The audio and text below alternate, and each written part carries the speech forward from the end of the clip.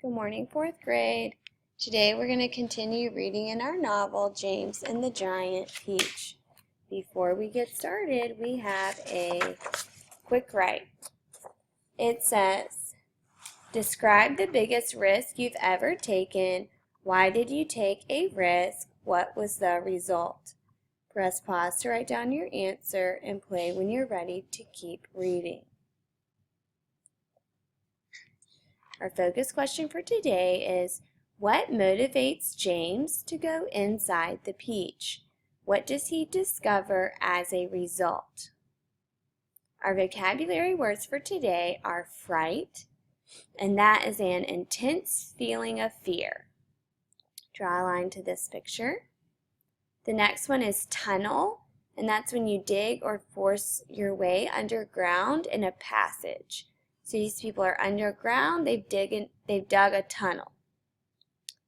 The last word is refreshing. That's when it's like a really hot summer day and you get a cold glass of water or lemonade. It makes you feel better. It's refreshing. Go ahead and turn the page, and we want to turn in our book to chapter 9 that starts on page 23. And as we're reading, we're going to use our CSPS strategy. All right, let's continue reading. James is outside in the dark, and he's having to pick up everyone's mess after they came to look at the peach. I'm hungry. Hungry and trembling, James stood alone out in the open, wondering what to do. The night was all around him now, and high overhead a wild white moon was riding in the sky. There was not a sound, not a movement anywhere. Most people, and especially small children, are often quite scared being out of doors alone in the moonlight. Everything is so deadly quiet, and the shadows are so long and black, and they keep turning into strange shapes that seem to move as you look at them, and the slightest little snap of a twig makes you jump. James felt exactly like that now. He stared straight ahead with large, frightened eyes, hardly daring to breathe. Not far away in the middle of the garden, he could see the giant peach towering over everything else. Surely it was even bigger tonight than ever before. And what a dazzling sight it was! The moonlight was shining and glinting on its great curving sides, turning them to crystal and silver. It looked like a tremendous silver ball lying there in the grass, silent, mysterious, and wonderful. And then all at once, little shivers of excitement started running all over the skin of James's back. Something else, he told himself. Something stranger than ever this time is about to happen to me again soon. He was sure of it. He could feel it coming. We'll stop right there because we have information about our character in our setting. In the first two lines in box 1A, we are going to write about James. We would say, while James is alone outside, he feels like something even stranger is going to happen to him. Press pause to write down the first part of the character and play when you're ready for the quote. And for the quote in 1B, we would write, something else, he told himself. Something stranger than ever this time is about to happen to me again soon. Press pause to write down your answer for the quote and play when you're ready for the setting. And for the setting, we know that James is alone outside in the dark and he's afraid. In box 2A, you would write, James is alone and afraid in the garden at night. Press pause to write down your answer and play when you're ready for the quote. And for the quote, we would write down this first sentence on page 23. Hungry and trembling, James stood alone out in the open, wondering what to do. The night was all around him now, and overhead a wild white moon was riding in the sky. Press pause to write down your answer and play when you're ready to keep reading. We're going to turn the page and keep reading because there's one more thing we need to add to our character box in box number 1. Keep listening to find out what James does next. He looked around him, wondering what on earth it was going to be. The garden lay soft and silver in the moonlight. The grass was wet with dew, and a million dewdrops were sparkling and twinkling like diamonds around his feet.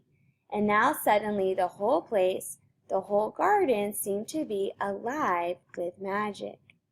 Almost without knowing what he was doing, as though drawn by some powerful magnet, James Henry Trotter started walking slowly toward the giant peach.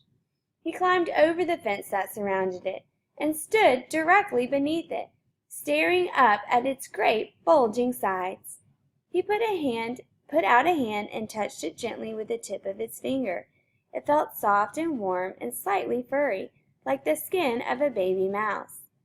He moved a step closer and rubbed his cheek lightly against the soft skin, and then suddenly, while he was doing this, he happened to notice that right beside him and below him, close to the ground, there was a hole in the side of the peach. It was quite a large hole, the sort of thing an animal about the size of a fox might have made. James knelt down in front of it and poked his head and shoulders inside. He crawled in. He kept crawling. This just isn't a hole, he thought excitedly. It's a tunnel. The tunnel was damp and murky, and all around him there was the curious, bittersweet smell of fresh peach. The floor was soggy under his knees. The walls were wet and sticky, and peach juice was dripping from the ceiling. James opened his mouth and caught some of it on his tongue. It tasted delicious. He was crawling uphill now, and as though the tunnel were leading straight toward the very center of the gigantic fruit. Every few seconds he paused and took a bite out of the wall. The peach flesh was sweet and juicy and marvelously refreshing. We'll stop right there because we have more information about James. In the second part of box 1 on the second group of lines, you would write, James sees a hole beside the peach and crawls inside through a tunnel in the peach. Press pause to write down your answer and play when you're ready for the quote. And for the quote, you would write down this sentence at the bottom of page 24. It isn't a hole, he thought excitedly. It's a tunnel. Press pause to write down your answer and play when you're ready to keep reading. We're in the middle of page 25. He crawled several more yards and then suddenly, bang! The top of his head bumped into something extremely hard blocking his way. He glanced up. In front of him there was a solid wall that seemed at first as though it were made of wood. He touched it with his fingers. It certainly felt like wood, except that it was very jagged and full of deep grooves. Good heavens, he said, I know what this is. I've come to this stone in the middle of the peach. Then he noticed that there was a small door cut into the face of the peach stone. He gave a push. It swung open. He crawled through it, and before he had time to glance up and see where he was, he heard a voice saying, Look who's here! And another one said, We've been waiting for you. James stopped and stared at the speakers, his face white with horror. He started to stand up, but his knees were shaking so much he had to sit down again on the floor. He glanced behind him, thinking he could bolt back into the tunnel the way he had come, but the doorway had disappeared. There was now only a solid brown wall behind him. We'll stop right there because we have information about James's problem.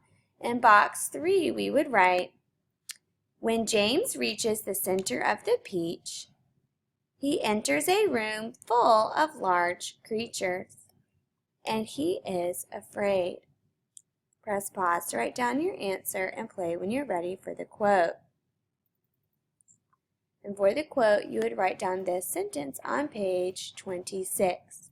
James stopped and stared at the speakers, his face white with horror.